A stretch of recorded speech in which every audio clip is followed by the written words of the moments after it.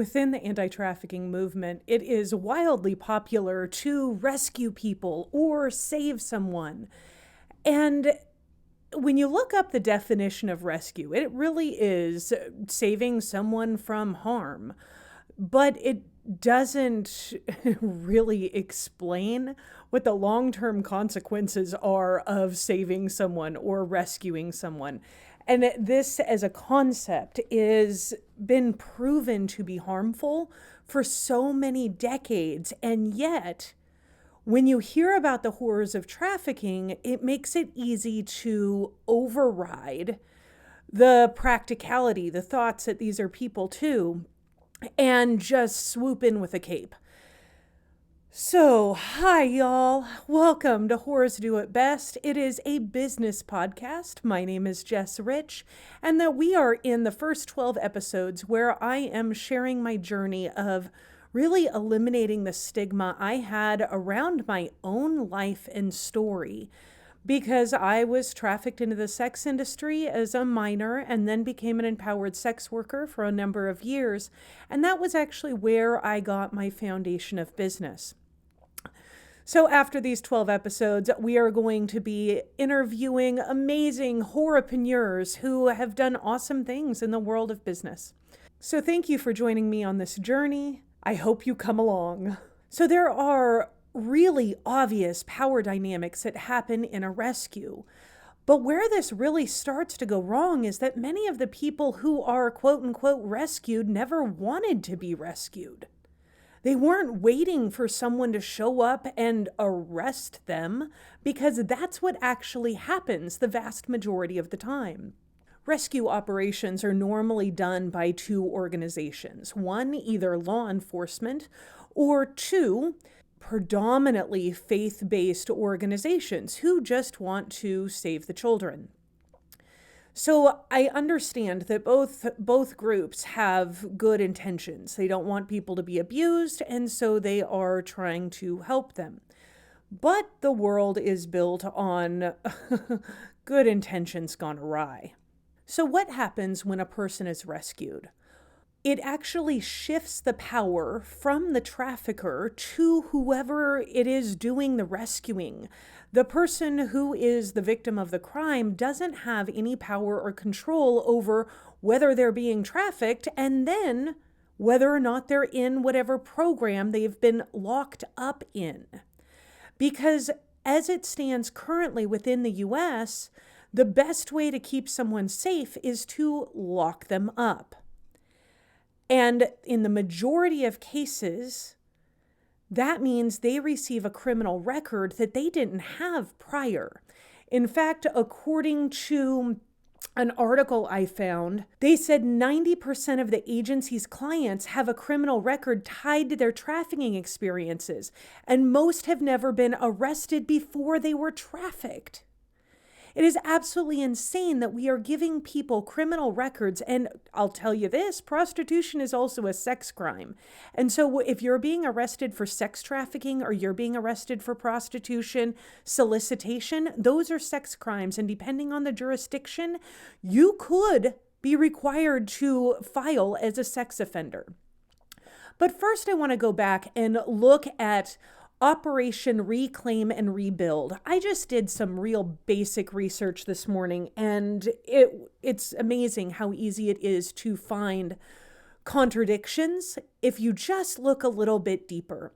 So this is on the Los Angeles County Sheriff's Department website. They were talking about Operation Reclaim and Rebuild. They said it was widely successful in its endeavor, with 65 adults and 7 minor victims being recovered, 182 males arrested for the charge of solicitation, and 30 suspected traffickers and exploiters were arrested. In total, 413 arrests were made.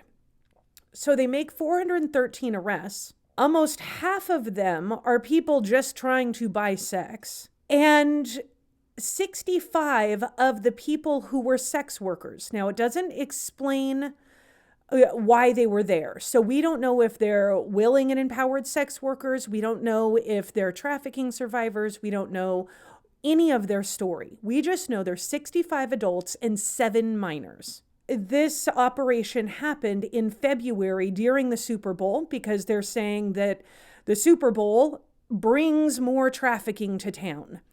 And I'm just going to point out the obvious and say any large event brings more business to town. You know what happens when there's a large event? Hotels get full, restaurants get busy. Everything is busier because there's a gazillion people coming to town. That's the very essence of tourism. And so why wouldn't the sex industry be busier when there are extra few thousand people in town? That, to me, just seems obvious. You don't need to showcase that. Every business is busier. They're just doing it to create hoopla around it so they can get these arrest numbers.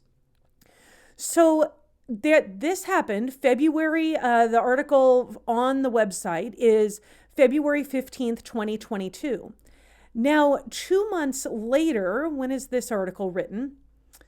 Updated March 31st. So 2 months later, LA County now says they're going to launch a diversion program saying that survivors of trafficking don't have to have criminal records.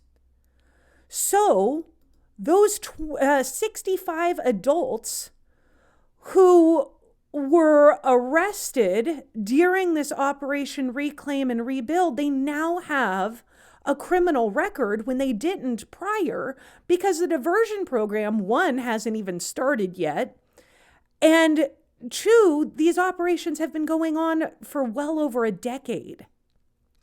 So all these years, they have been just slapping more criminal charges on people who are in the industry. And then the people go right out the back door. And why wouldn't they? Here, I'm going to show you real quick. This is a research paper done in 2016. It's titled After Rescue, Evaluation of Strategies to Stabilize and Integrate Adult Survivors of Human Trafficking to the United States. So this is US-based research, and they're talking about what happens after rescue. If you go down to the bottom, I'm on page 27. They're talking about the results of this study. And this sentence blew me away. The prevailing feeling among caseworkers was that many survivors were not interested in the range of services on offer, except legal aid and employment. Many felt they were rescued against their will and wanted to return to work as soon as possible. I'll be damned. People don't want to be rescued. They don't want to be victims. They want to have control over their life, eliminate their court issues, their legal battles that shouldn't be there to start with, and then actually get vocational training. It shouldn't be difficult to understand who really wants to be a victim of anything.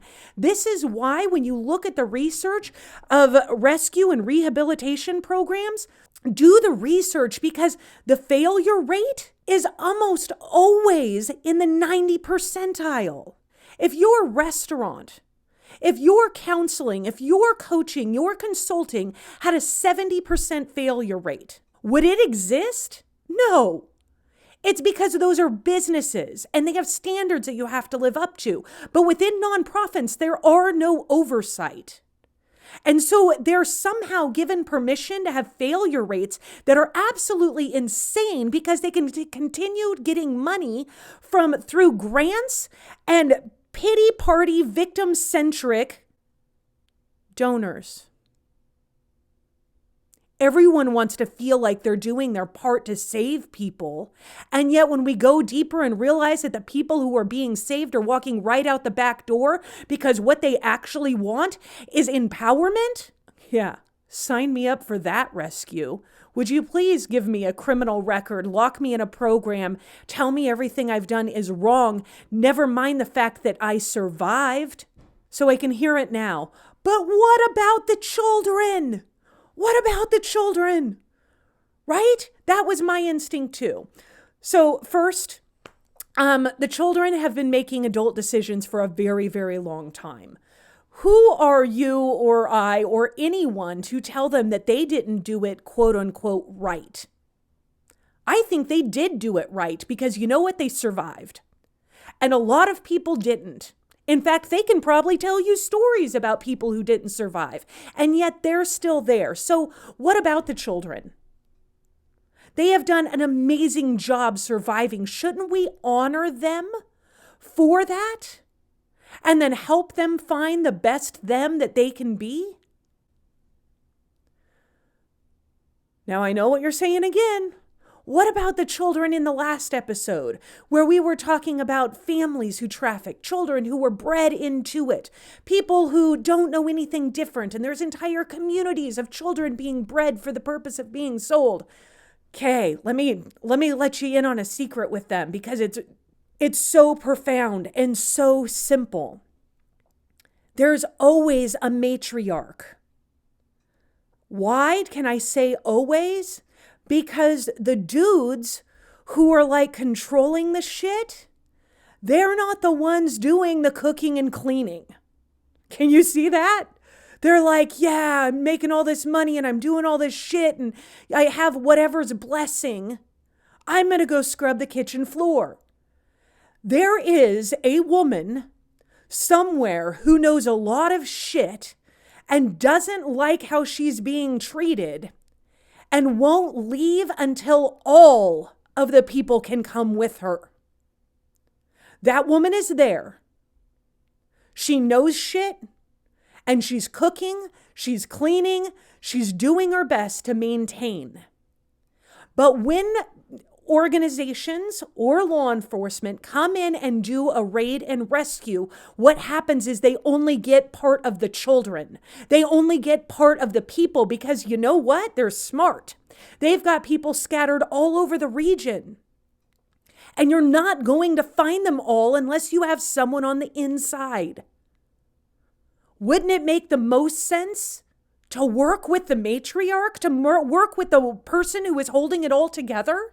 She wants to leave, and she wants to take all of the people with her. But when you come in and ignore her and arrest her and take half her children, she has to go back to be with the others. So if you want to really help, speak of strength, speak of bravery, speak of courage and the ability to overcome the unthinkable. Speak of resources and empowerment. If you want to truly help people, you have to teach them how to save themselves. And victim mindset is only going to attract more victims. People who aren't able to overcome because they've been rescued. They've been told they were the victim of something over and over, and they very well are. I'm a victim of a whole lot of shit. But that doesn't help me create the person or the life or the me that I want to be. So as long as we're continuing to talk about rescuing people, we're never going to win. It's never going to get better. You just continue to create more victims instead of creating people who have the power to rise above. We are worth more. The very fact that we are breathing means that we have survived. Everything that I did to get to this point, that makes me a fucking warrior. A warrior for myself, for my own self-love, for who I am, because I know I'm worthy of something greater. That is the power that we need to share. That is what can help people rise to a different level and say, I am better than this. But when you rescue me and you take my rights away, you take my voice away and then say you're the voice of the voiceless, no, help me find my own voice. Help me find my own strength. And then help me walk away and bring all of my friends with me, because that's how real change is done. Whew, thank you all for joining me on this episode. It has been, this is one of my pet peeves. The moment I see the word rescue or save, it makes my face twitch. And I get so freaking mad because they just don't understand how the words matter. The nuances matter. What you say matters. And I think you're important. I think who we align with is important. I think we need to quit standing for the bullshit because 10% are able to get help, because 30% are able to get help. Never mind the trauma that it's done to the other 70 to 90%. We need to do better. We need to listen more. We need to go deeper and actually help people. Help them become the best them that they can be. And not for testimonials. Not so you can have another survivor story on your website, but because you truly believe in empowering people through helping them eliminate their legal barriers and get vocational training. Because money matters. Okay, I love y'all. I hope you have a great day. I'm going to go take a walk and cool myself down because, woo-wee, this one always gets my goat. We'll talk to you soon. Hope you have a great day. Bye.